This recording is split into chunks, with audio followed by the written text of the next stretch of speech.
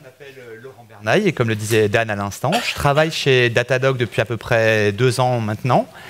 Et je suis dans les équipes d'infrastructure et plus particulièrement, je travaille dans les équipes qui s'occupent des clusters Kubernetes.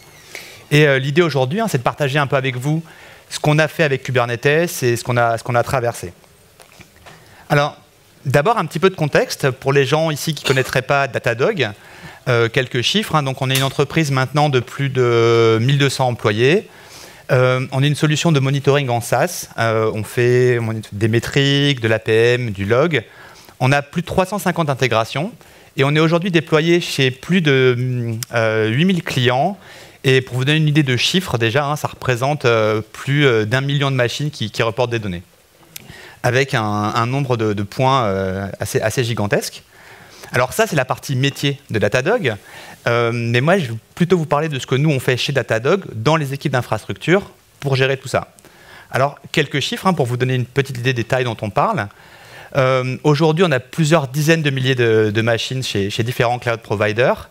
Et pour la partie plus spécifique à Kubernetes, on a des dizaines de clusters et de tailles très variées. Donc, j'ai mis des exemples ici entre 50 et 2500 nœuds. En termes de répartition, on a à peu près 50% de clusters de petite taille, entre 50 et 100 nœuds, et l'autre moitié des clusters beaucoup plus conséquents, en général entre 1000 et 2000 nœuds, et jusqu'à 2500 nœuds. À partir de 2500 nœuds, ça commence à être un petit peu compliqué. Et une des problématiques de Datadog, c'est qu'on croît très rapidement, et que donc évidemment, toute croissance côté métier, le nombre de clients, le nombre de produits qui grandit, ça veut dire plus d'infrastructures. Alors, pourquoi migrer vers Kubernetes? C'est une question qui est importante. Alors, on a nos raisons propres. Une des premières raisons, c'est que, je vous le disais, nous, on fournit une solution de monitoring pour des clients. Et on s'est rendu compte, il y a un peu plus de 2-3 ans, que beaucoup de nos clients commençaient à migrer vers Kubernetes et qu'ils attendaient de Datadog un monitoring de très bonne qualité pour Kubernetes. Nous, on avait déjà quelque chose, mais on avait assez peu d'expérience propre. Et dans l'histoire de Datadog, une très grande partie des intégrations et des outils qu'on a créés l'ont été créés pour ce qu'on utilise chez nous. Et l'avantage, c'est qu'on a des plateformes qui sont complexes, conséquentes, et bien sûr, on écrit des intégrations qui permettent, pour nous, de monitorer Datadog, et donc c'est en général assez pertinent. Et donc on s'est dit, la meilleure façon d'avoir une histoire intéressante sur Kubernetes, c'est probablement d'utiliser Kubernetes nous-mêmes.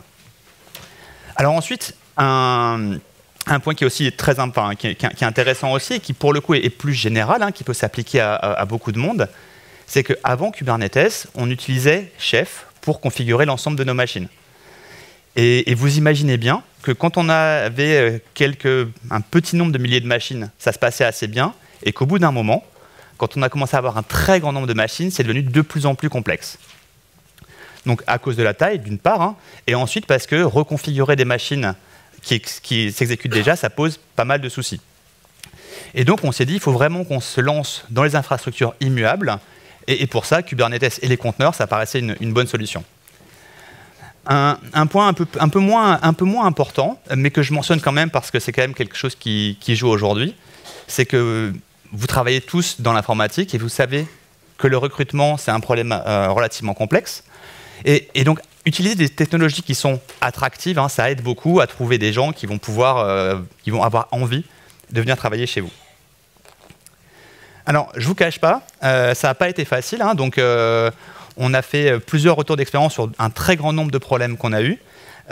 Et vous verrez, en général, quand on fait des présentations, on n'est pas là pour vous dire « migrer vers Kubernetes, c'est magique, ça se passe très bien ». Alors, ça se passe, mais parfois un peu dans la douleur. Alors, comment on a fait?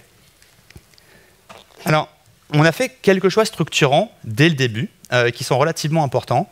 C'est qu'on a décidé de ne pas utiliser de services managés. Donc, vous connaissez les services managés des différents cloud providers, GKE par exemple pour Google, EKS sur Amazon ou AKS sur Azure. Donc, ces services fonctionnent très bien.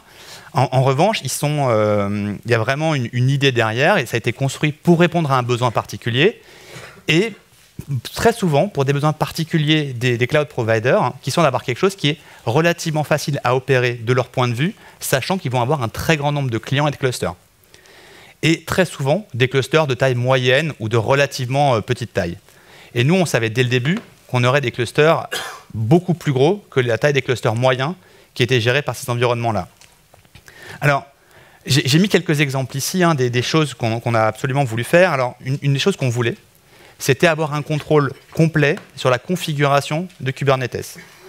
Alors, par exemple, dès le début, on a décidé que kubeproxy, qui est le composant de Kubernetes qui est responsable pour faire le load balancing vers les services Kubernetes, n'allait pas utiliser iptable dans nos environnements, mais IPVS. Alors, c'est un petit détail, mais ça fait partie des choses qui aujourd'hui ne sont pas possibles à configurer dans les offres qui sont gérées. Alors, peut-être que ça changera, probablement, mais pour l'instant, ce n'est pas le cas. Et la raison pour laquelle on a fait ça, hein, c'est qu'on savait qu'aux échelles qu'on allait gérer, iptable poserait des problèmes en termes de scalabilité. Un autre exemple, hein, c'est qu'on a choisi de ne pas utiliser Docker dès le début, mais d'utiliser Containerd dès que la première version de Containerd qui supportait CRI, donc une intégration directe entre le kubelet et Containerd, a été annoncée. Donc c'était maintenant il y a 1 an et demi. L'idée derrière ça, hein, c'était d'avoir le composant le plus simple possible et avec la surface de code la plus petite pour répondre exactement à notre besoin. Et ensuite, hein, je parlais de la configuration. Donc, ce qu'on voulait, c'est être capable de configurer tous les composants, le kubelet et tous les composants qui tournent sur les masters. Un point important, c'est qu'on savait que, étant donné la taille des clusters et des environnements qu'on allait gérer, on aurait besoin de comprendre ce qui se passait dans le control plane de Kubernetes. D'accord ? Parce qu'on savait qu'on aurait un très grand nombre de nœuds, je parlais tout à l'heure, hein, parfois des clusters de plusieurs milliers de nœuds, et qu'il y aurait des comportements bizarres. Et donc, il fallait qu'on comprenne ce qui se passe. Alors, pour faire ça, il faut accéder aux métriques du control plane, donc savoir à quelle vitesse le scheduler fonctionne, les contrôleurs, s'il y a des erreurs. Et aujourd'hui, dans les off managers, on n'a pas accès à ces informations détaillées-là. Alors, sur la base de retours qu'on leur a fait, hein, c'est des choses sur lesquelles ils travaillent, mais pour l'instant, ce n'est pas encore disponible. Un autre point qui nous semblait intéressant, c'est que Kubernetes peut fournir des logs d'audit. Donc ça permet de voir toutes les requêtes qui sont faites au cluster, et ça a des intérêts donc, pour comprendre ce qui s'est passé. Et nous, ça nous a vraiment sauvés dans beaucoup de circonstances. Hein. Ça nous a permis a posteriori de comprendre exactement quelle séquence d'événements avait abouti à ce qu'on a observé. Là encore, hein, les différents providers fournissent des solutions pour ça, mais en général, le type d'événement qu'on peut auditer est très restreint pour des raisons de volume. Et nous, on voulait être capable de voir absolument tout, en tout cas si on le désirait. Et enfin, donc j'en ai déjà pas mal parlé, hein, un de nos enjeux, c'était le passage à l'échelle. Et donc, on voulait être capable de faire le control plane, donc l'ensemble des composants qui contrôlent Cube, exactement comme on le souhaitait, pour que le passage à l'échelle se passe le mieux possible. Donc j'ai mis quelques exemples ici. Hein. L'idée, par exemple, d'avoir un cluster etcd complètement disjoint des masters, mais aussi, et ça c'est plus rare, hein, c'est que les masters soient séparés en plusieurs morceaux et qu'on ait les API serveurs qui sont les frontaux complètement stateless de Kubernetes et les contrôleurs sur des machines différentes. La raison pour ça, hein, c'est que ces composants-là ont des profils de performance et de comportement très différents. Par exemple, les API serveurs sont très gourmands en mémoire et en réseau, et les contrôleurs et les schedulers beaucoup plus en CPU. Et donc, ça nous permettait d'avoir un équilibre exactement comme on le souhaitait.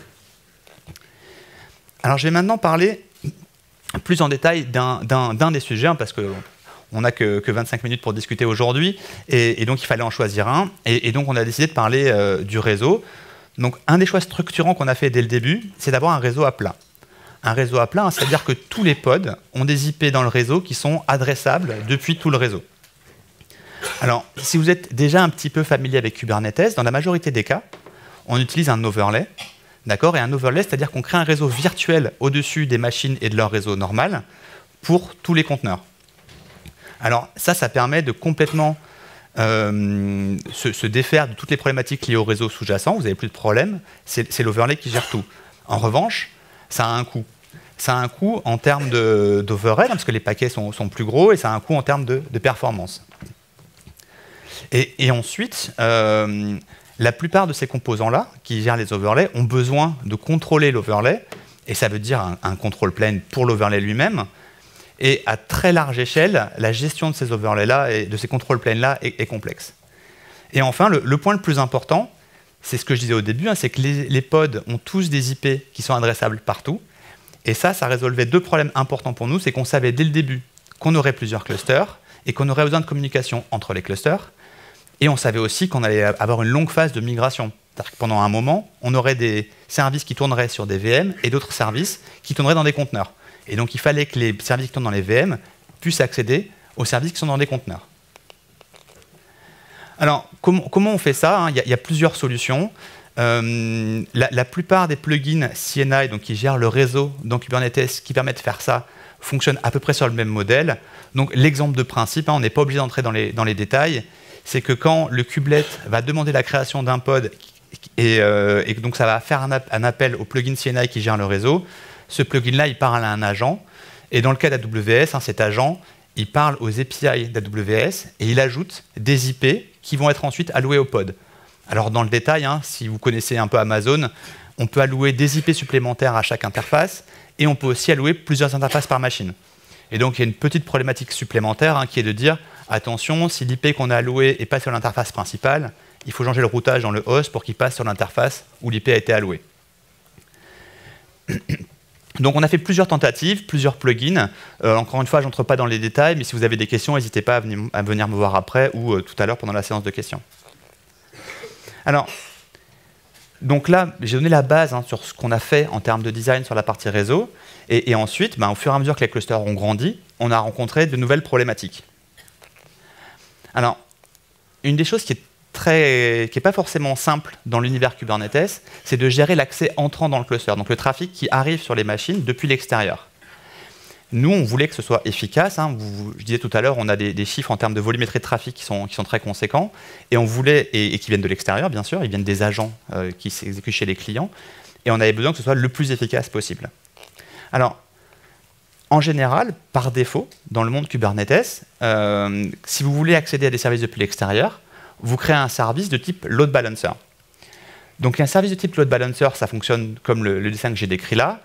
Le point le plus important, c'est que vous avez un client qui parle au load balancer, et ensuite le load balancer route le trafic vers tous les nœuds du cluster, vers un port donné qui s'appelle un node port. C'est pour ça qu'il y a écrit NP sur le schéma qui est là-haut. Et donc ce port est alloué à chaque service différent a un port différent. Et ensuite, le trafic est load balancé par kubeproxy, donc le composant dont je parlais tout à l'heure, vers les pods qui fournissent le service. Donc ça, c'est le schéma logique. Alors, ça pose plusieurs problèmes. Le premier, c'est que le chemin que prennent les données n'est pas forcément efficace. Donc on le voit sur ce schéma ici. Donc on a du trafic web qui arrive vers le load balancer et qui est destiné aux pods qui sont gris, donc qui s'appellent Web 1, Web 2, Web 3 sur ce schéma. Et vous voyez que le load balancer, lui, il envoie le trafic sur toutes les machines. D'accord? Et donc, une fois sur trois, à peu près, le trafic va aller sur la machine du bas, où il n'y a pas du tout d'application web qui s'exécute, une application qui s'appelle Kafka dans mon exemple. Alors, j'ai mis Kafka parce que c'est vraiment un exemple typique de choses qu'on veut absolument éviter. C'est-à-dire qu'on ne veut pas que du trafic web entrant très volumineux arrive sur des machines critiques qui font tourner des workloads comme Kafka. On a envie qu'il n'y ait que les machines qui font tourner les applications web qui reçoivent ce trafic-là. Alors, pour adresser ça, dans le monde Kubernetes, il y a plusieurs façons de faire. La première, alors c'est un peu un hack qui a été créé dans le monde Kubernetes, c'est de dire, en fait, on peut faire en sorte que les health checks, donc les traits pointillés sur mon schéma, ratent si jamais les machines n'ont pas le pod du service qui tourne. Donc là, vous imaginez, un même schéma que tout à l'heure, on a toutes les applications qui sont enregistrées dans le load balancer, mais pour le service web qui est là, si jamais ce service ne s'exécute pas, quand on va faire un health check à cette machine, elle va répondre « ça ne marche pas ». Et donc le load balancer, il exclut la machine, il se connecte qu'à celles qui ont le service. Donc vous voyez dans mon exemple, pour le coup, cette fois on est sûr que le trafic web n'ira jamais sur la machine Kafka, parce que la machine Kafka n'a pas l'application web, et donc le health check ne passera pas. Alors ça marche, vous voyez que ça ne résout pas forcément le problème d'efficacité en termes de chemin, on a toujours le même nombre de sauts à franchir, et ensuite il y a un autre problème, c'est que toutes les machines sont quand même enregistrées dans le load balancer. Et ça pose des soucis, parce que vous imaginez bien que notre application web, elle va s'exécuter sur quelques pods, quelques dizaines de pods, et si on a un cluster avec des milliers de nœuds, c'est vraiment pas efficace. Ensuite, d'autres problèmes, c'est que les load balancers, ils ont souvent des limites. Par exemple, sur Amazon, le load balancer classique, qui est l'ELB, ne supporte pas plus de 1000 nœuds. Et donc, si à partir du moment où vous avez plus de 1000 nœuds, ça pose plein de soucis. Je n'entre pas encore dans les détails, mais voilà, le faites pas. Alors, bon, je suis désolé, le schéma est un peu plus compliqué, mais l'idée est quand même relativement simple. C'est qu'une autre façon de gérer l'entrée dans un cluster, c'est d'utiliser un concept dans Kubernetes qui s'appelle les ingress. Donc, c'est un objet supplémentaire qui se met devant les services et qui décrit comment on entre dans le cluster au niveau HTTP. Donc le modèle classique, c'est qu'on déploie une application type HAProxy, Nginx ou Traefik, ce qui s'appelle L7 Proxy dans mon exemple. Et cette application-là, elle comprend le cluster et elle va router le trafic directement vers les bons pods. Donc ça, c'est bien, ça fonctionne. Ça pose quand même des problèmes qui ne sont pas résolus. Donc on a toujours besoin d'acheminer le trafic jusqu'à ces pods-là. Et la solution standard pour faire ça, c'est de refaire un service de type load balancer. Et donc, les problématiques dont je parlais avant ne sont pas résolues. C'est-à-dire qu'on résout le dernier hop, donc le chemin du proxy vers le pod, mais on ne résout pas l'entrée dans le cluster lui-même. Alors, pour résumer les différentes problématiques dont j'ai parlé, une problématique qui est toute simple, c'est le nombre maximum de nœuds derrière les load balancers. En général, les load balancers n'aiment pas avoir un nombre de nœuds infini en tant que back-end. Le chemin de données qui n'est pas forcément efficace. Et plus grave, les impacts cross-applicatifs, c'est que vous ne voulez pas qu'une application dont le trafic explose impacte une autre application. Je ne reparle pas des alternatives. Vous voyez, il y a des alternatives, mais elles n'étaient pas forcément convaincantes. Alors, la solution qu'on déploie et sur laquelle on veut standardiser, c'est de faire en sorte de s'appuyer sur des nouvelles façons de faire des ingress, donc les ingress que je décrivais tout à l'heure, et au lieu d'avoir un software qui s'exécute dans le cluster, faire en sorte que l'ingress pilote des load balancers des cloud providers, donc pour éviter le saut supplémentaire dont je parlais tout à l'heure. Donc il y a des solutions récentes, la plupart des cloud providers ont des solutions qui permettent de faire ça, et donc cette fois, le contrôleur d'ingress, au lieu de piloter des pods qui sont eux-mêmes dans le cluster, il pilote nativement les load balancers du cloud provider. Donc ici, vous avez un exemple sur AWS, où le load balancer est un ALB, donc un Application Load Balancer, qui va router le trafic directement vers les pods.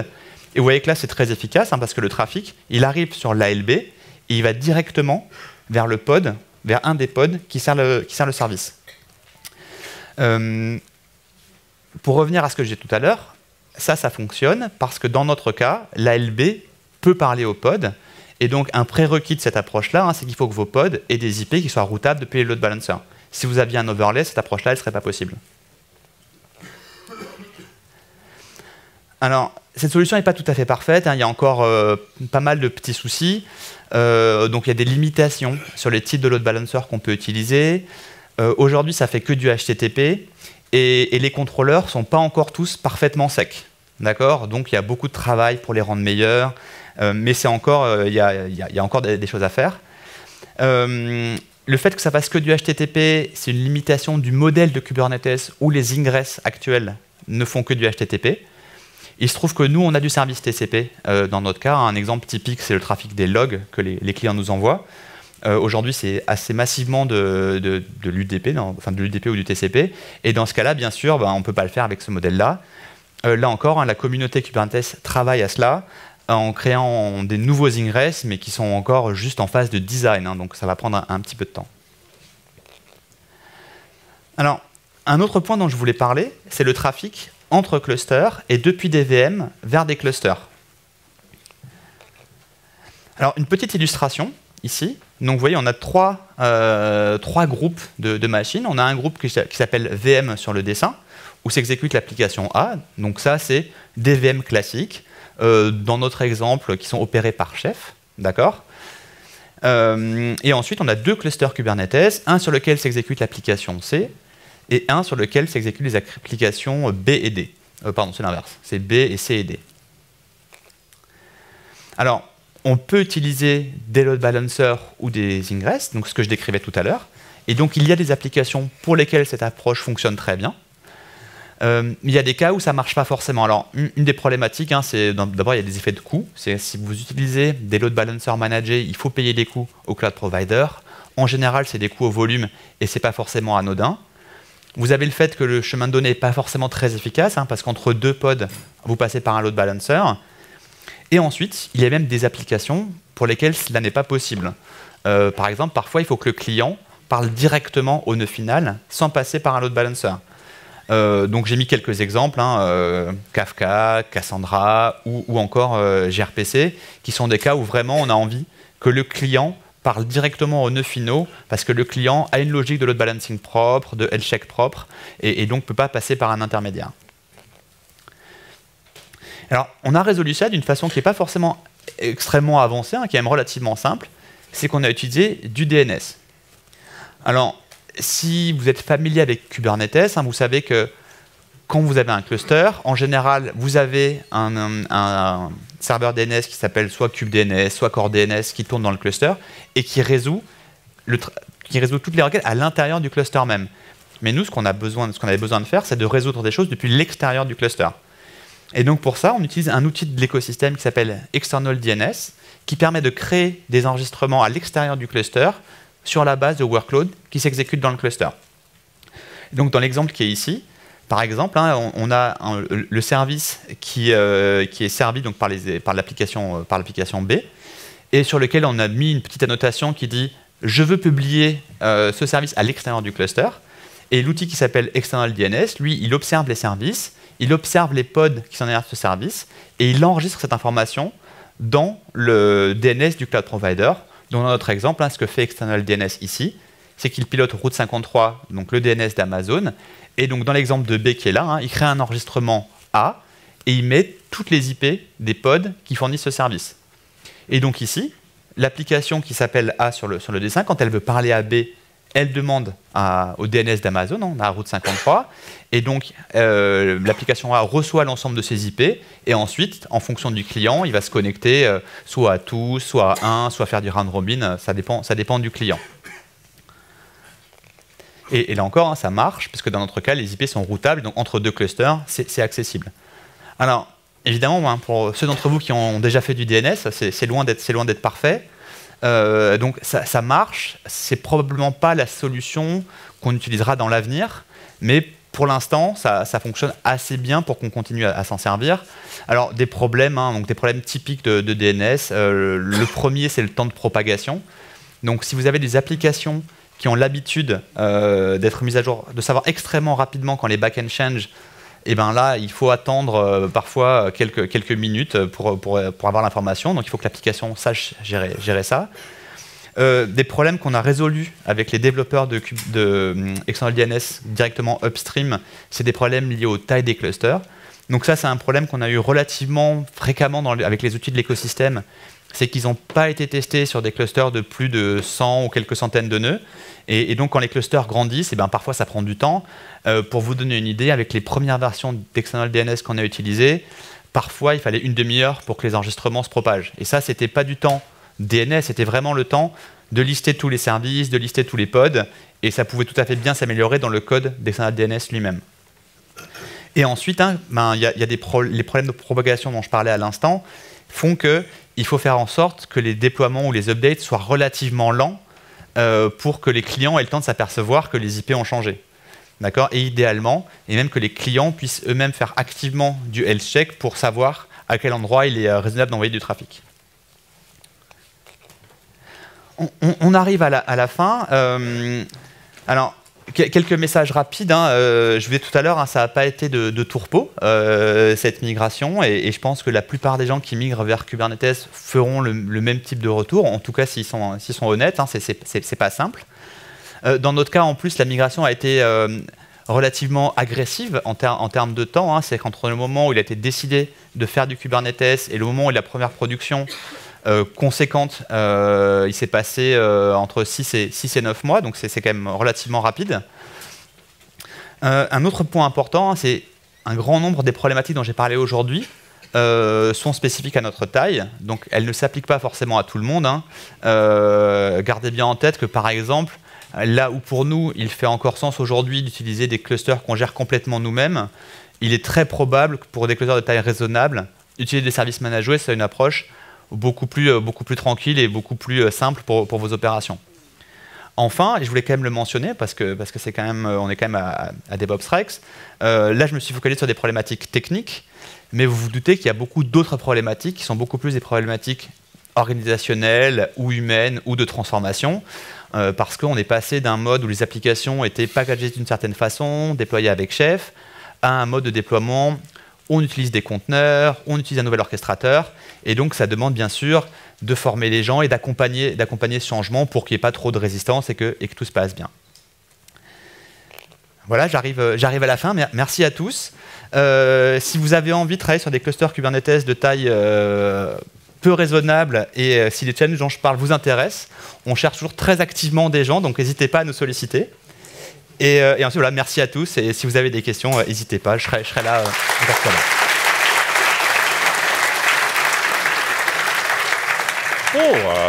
Ben merci pour ça. Hyper intéressant, hyper intéressant. Il y a quand même quelques questions. Est-ce que je peux poser quelques questions? Bien sûr. On est là pour ça de toute façon. Alors, question numéro 1. Bon, voilà. Pourquoi Containerd et non Docker? Alors, là, ça marche? J'espère que ça marche. Oui, c'est bon, c'est revenu. Voilà. Oui, donc alors, en fait, on a décidé d'utiliser Containerd dès le début. Alors, il y a plusieurs raisons. C'est qu'on a commencé avec Docker, je pense, comme tout le monde, et on a eu pas mal de petits problèmes. Alors, des problèmes dont on se rend surtout compte quand on fait tourner Docker pendant plusieurs semaines, avec un grand nombre d'applications et beaucoup de machines, des problèmes qui ne sont pas forcément très courants, mais qui arrivent de temps en temps et qui sont révélés donc, par la taille et le nombre d'applications, et donc des bugs qui sont un petit peu agaçants et répétés. Et donc, on s'est dit qu'une façon d'adresser ça, c'était de prendre la sous-partie de Docker, parce qu'en fait, Containerd, c'est finalement un des composants de Docker. Aujourd'hui, si vous installez Docker, vous installez aussi Containerd, sans la surcouche dont on n'avait pas besoin dans l'écosystème Kubernetes, en se disant comme ça, la partie du code qu'on allait utiliser de Docker serait plus restreinte. On a eu aussi quelques problèmes avec Containerd, mais globalement moins. Globalement moins. Globalement moins. Mais rien dans la vie qui est parfait. Dernière question. Question à Laurent Bernaille, donc spécifiquement pour vous. Quid de coût induit par une telle transformation? Cela est-il mieux ou moins bien qu'avant le passage à Kubernetes? De quel point de vue? C'était sur le... Ça, c'est une bonne question. Est-ce que c'est mieux ou moins bien qu'avant? Oui, voilà. Côté dépenses. Ah, côté dépenses, d'accord. Voilà. Difficile à dire. Alors, c'est, je pense, pour nous aujourd'hui, relativement similaire, pour une raison qui est assez simple, c'est qu'on a fait un choix assez structurant et assez étonnant dans le monde Kubernetes. On a fait le choix, dès le début, d'avoir un pod par nœud dans la majorité des cas. Alors, pourquoi ce choix-là? Parce que je vous disais tout à l'heure, la transformation a été quand même très rapide et très grosse par rapport à ce qu'on faisait avant chez Datadog. Donc ça, c'est sur le plan pragmatique. Donc ça permettait aux applications d'être sur leur machine et de ne pas être colocalisées avec d'autres nœuds. Et ensuite, parce que un très grand nombre de nos applications, probablement la très grande majorité, sollicitent très fortement les machines. Quelques exemples, je parlais tout à l'heure de Kafka, Cassandra, c'est des machines qui, en fonction de l'application qui tourne dessus, saturent soit le disque, soit le réseau, ou qui sont très gourmands en mémoire, ou qui font une combinaison de tout ça. Et donc on se disait que la cohabitation entre toutes ces applications ne serait pas forcément évidente. Et donc en termes de coût, ce qui se passe, c'est que si vous aviez votre application qui tournait sur une VM, et pour beaucoup d'applications, elles ont commencé par dire je prends la même taille de VM, je la fais piloter par Kube et je déploie mon application dans un conteneur sur une VM de même taille. Et donc coût similaire.